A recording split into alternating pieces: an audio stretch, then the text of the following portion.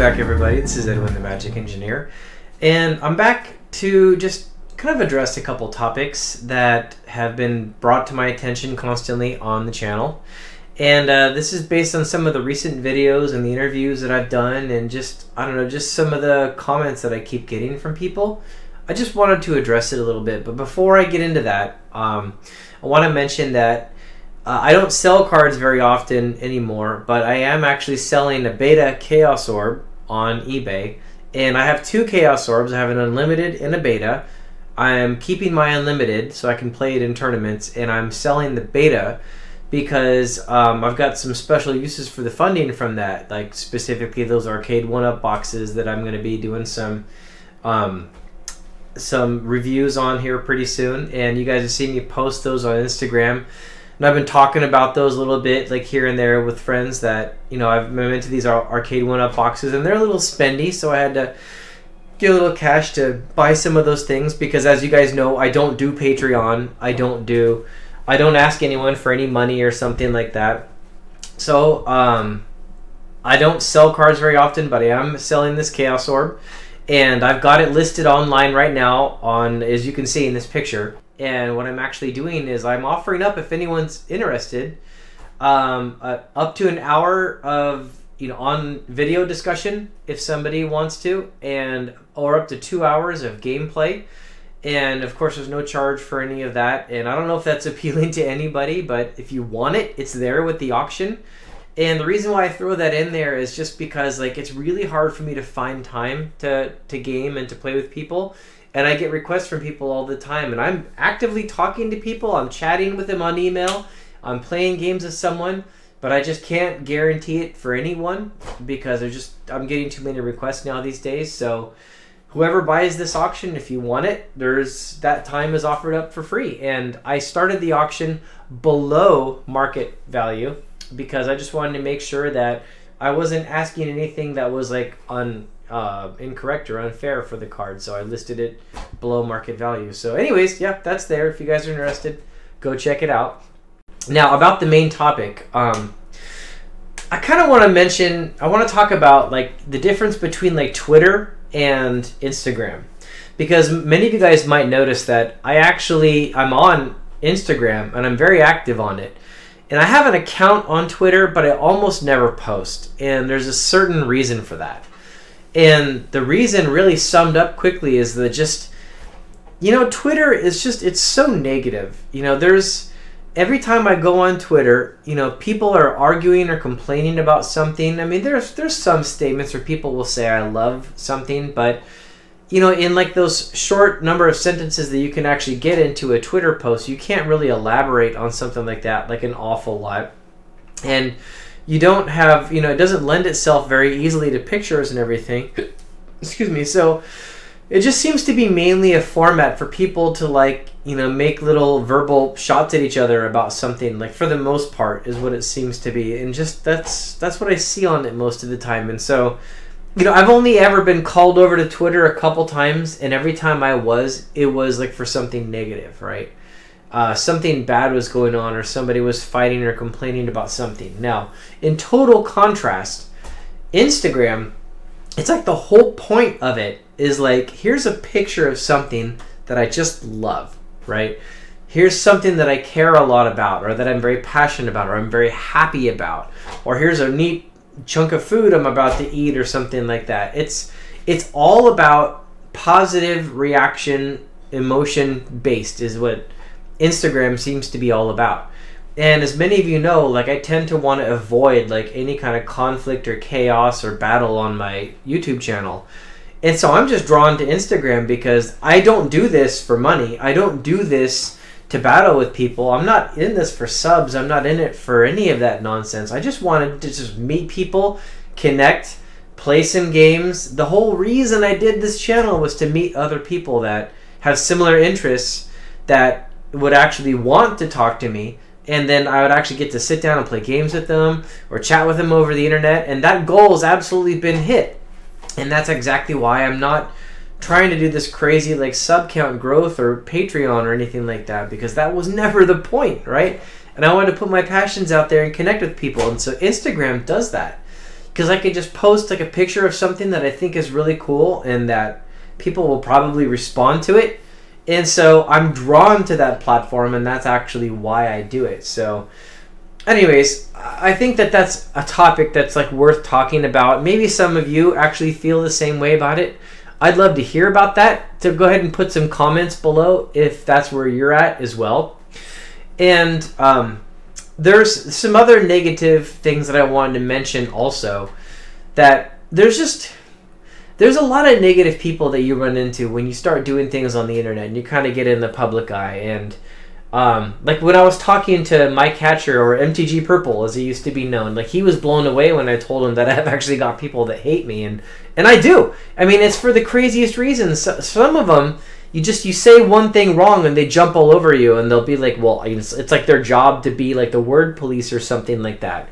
Or I'll make one comment, like when I did the stasis video with like Rudy, like a while ago on his channel, and he asked me if I made that deck, and I said yes. Like I got people that just flames came out of their eyes as soon as I said that, that I actually made that deck, which I actually did. I'd never seen that build of stasis before, and I sat down and I designed that deck. And I refined it, and that process was even public. People even got to see what I was doing because I posted several revisions of it as I was making it. And so it was legit when I said I made that version of Turbo Stasis with like the Howling Mines and the Winter Orb and the Transmutes and all that stuff. But, I was never claiming to have created the original Stasis. Of course, Stasis has been around like since forever, but every list I ever saw was very different than the one that I made. But anyways, the point is, like, some people got so worked up about that they just couldn't get past it. And those people followed me around the internet for a while, like, just with their negativity, just downvoting, like, everything I did. And so that's just ridiculous. You run into stuff like that sometimes. But to some degree, that's what's going to happen. You can't really get around that. And that's just how it's going to be. But I did run into something more recently, about, like, a month ago, where there's some awesome tournaments that happen. There's ones out in England that happen, like the New England guys do stuff, and the guys in San Francisco do some old school tournaments. Well, apparently there was an old school tournament out there called Beasts of the Bay, and it was like, that's a group of guys that do that. And that's something that, like, I've got some friends in that group. It would have been fun to try to like travel and make it to that event and actually compete in it. And I saw that some people on Instagram were posting, like, there was like an invitation card that went out for it. And I was like, wow, I'm really jealous. That's so cool. And then some of the guys in that group actually responded to me and said, in a nutshell, they basically said, like, I'm not invited. Like, I'm disinvited to that event because of who my friends are. Which they specifically said is, like, Daniel Chang and Rudy are friends of mine. And because of those friendships, I'm completely disinvited from this tournament. And, the other points that they listed about profiting off of Magic and stuff like that, which it was interesting to me because that's actually not what I do. I don't actually buy and sell cards as a profit. Like, I buy and sell cards as much as, like, any of you pretty much do it. And most things that I buy, like, I don't sell at all. I'm just keeping them because I just have pretty much my collection and just a couple of extras here and there. But anyways, like, so yeah, I was apparently disinvited from that tournament just because of, like, who my friends are. And I'm not going to name names. I'm not going to go too much into it. But I just thought that was really a terrible attitude for people to actually take. Because, Magic the Gathering, this entire game, this entire genre of playing games has always been like an escape for nerds. It's always been a place where we can connect with each other and go and, when I would walk into a game store, like at any point, there's always like, there's people that look like they haven't showered in weeks, and there's people that look like, they're down on their last couple dimes, but this is their escape and what they do to get away. And there's like, there's always the really nerdy guy that like, talks like in a really weird voice and no one can relate to him and they're odd, but we're like all a bunch of oddballs, and we would all just come together and we would meet up and we would share this wonderful game. And Magic the Gathering always was this gathering of people, this gathering of misfits, and of course normal people as well. But it was always like a welcoming place. And now it's interesting to me that there's all these groups that have kind of made their little cliques. And like if I would actually make a video sometimes, and like I would make a video about like a cool deck or something that someone's done, and I would mention someone's name, but I didn't know entirely what this person did or had done. And so I'd just say, hey, and this guy did this one thing. And then people would get angry at me for not elaborating on it. Like, oh, well, you barely talked about this guy, and he's way more important than that. And then they'd be just like angry at me for that. And it's like, now there's like these cliques formed, and people are like, they're forming their little social groups, and they're figuring out who's part of this group or this group. Like, just like the whole Jeremy Unsleeved Media thing. Do you like him or do you dislike him or you hate him? Which side are you on? Are you going to take this battle? And it's like, oh my gosh, guys. Oh my gosh. Can we just play the game? Can't we just, like, do we have to get involved in each other's politics? Do we have to get involved in each other's, like, faith and religion and lifestyle? And just because I'm going to sit down and talk to someone, I suddenly either agree or disagree with everything they said? Like, a perfect example is, like, I just did this 2-part video interview with my catcher, with MTG Purple.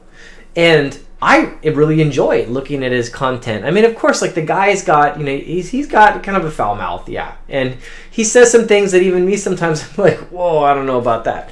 But he's entertaining, and he's funny, and he's intelligent. He knows what he's talking about. And do I agree with everything he said? Well, of course not. Absolutely. You guys know. I mean, I've had several videos talking about, like, say the reserve list, for instance, that I think there's valid reasons for it to exist. And I actually wish that they would expand the reserve list. And I think there's a whole debate to have there. And Mike's completely on the other side. And he's got his reasons for it, right? Regardless of which, it was still fun to have him on and to talk to the guy and to, like, you know, talk about what we actually have in common versus where we're different. And there's so much nostalgia that we can share back and forth. And I really enjoyed having him on and having those discussions. But just based on the simple fact that I had him on the channel, then I suddenly had people unsubscribing and sending me messages and getting all salty. And I even had to ban some people on Instagram that came on and were just saying just really rude things. And it's like, I don't normally have this kind of stuff being said on my channel, because I try to make my channel more of just a positive environment. So anyways, that's what I want this video to be kind of about. I want everyone to just think about what they're doing. Take a step back and remember that this is all, it's all a game, people. Like, this isn't our whole lives, right? This is Magic the Gathering. You mean, you can go ahead and have this religion or that religion. You can have this political view or that political view, and it's okay. We don't have to have the same views on everything. We're sitting down to play a game of cards. And what we should be caring about is the way that we can relate to those other people across the table, not in all the different ways that we don't relate. Because I'll tell you what, you take anyone in the world, anyone, and have deep enough conversations with them, you will find things that are different. But that's always been the case, right? There's always been things you can differ with people over, right? That's not what friendship is about. Friendship is about finding things that you do connect with, accepting each other's differences, showing a little bit of grace to each other. So when there's things you disagree on, just take it with a grain of salt. Maybe have that conversation at another time. Maybe they've got a good point and they're going to teach me something, right? That's what friendship's all about, right? So I hope everyone just takes a step back, considers just letting go of the negativity, and just focus on playing and having fun again, guys. Come on, let's all get back to that. Now, having said all that, I've said my piece. I'm going to get off my soapbox right now. I'm going to get back onto something fun, because that's what my channel is all about. That's what I love. So let's open up these packs. Oh my gosh, guys. The stacks are getting small here. There is not a lot left here. There's small stack. What do we got? A couple Fallen Empires left. I'm going to have to do one of those for sure. Got a couple unglued.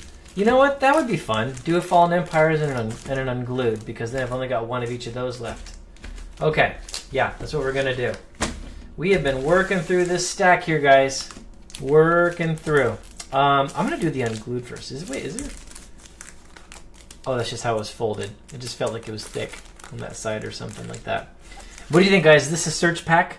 Fallen Empires. I don't know. People must have really wanted that hymn out of this. They might have searched this pack for him to Turak. I don't know. What do you think? Okay, what do we want out of unglued? I don't even know. I don't even know what I want to get out of here. Let's see what it is. Okay, we got Gus, people. We got Gus. How's it going, Gus? And the Paper Tiger. These are funny. Rochambeau. Knight of the Hokey Pokey. Foul Play. Oregon Harvest. The Goblin Bowling Team. Sorry. And whoa! Hold the phone. Hold the phone. I remember this one. Jack in the Mox. Oh my gosh. Did I seriously just get an unglued Mox? Wow, look at that. You can basically roll and get a man of almost any one of these colors. Or something really nasty happens to you. But that is cool. That is honestly really cool. I am actually really happy with that. Okay. Fallen Empires. Come on, him to Turek. Let's see what happens here. Okay, he does not want to open. There we go. Got him on that side. The Javelineer. They are good. Acacian Javelineers. Look, there we go. Him to Turek. See? Though that guy didn't do a good enough job searching the pack. Because look, I got a him. Those are great. Combat medic. What? 2 combat medics back to back? That's kind of crazy, honestly, isn't that? The Soldiers, the Havenwood Battleground, and actually, you know what? That's pretty cool. A Turak's Gate. Wow, not a bad pack. There's actually a lot of playable cards inside of this. I could totally use those. And let's see, what does this one do again? Tap land, Turak's Gate, enchants, all attacking creatures. Okay, all attacking creatures. That's pretty darn good. So you can keep pumping all your creatures with that. I could actually maybe try to use that in something. Wow, not bad. Especially with the Jack in the Mox. I'm actually decently surprised. 2 packs I didn't expect much out of. I actually got something good. So, thanks for hanging out, guys. I appreciate it. Bye.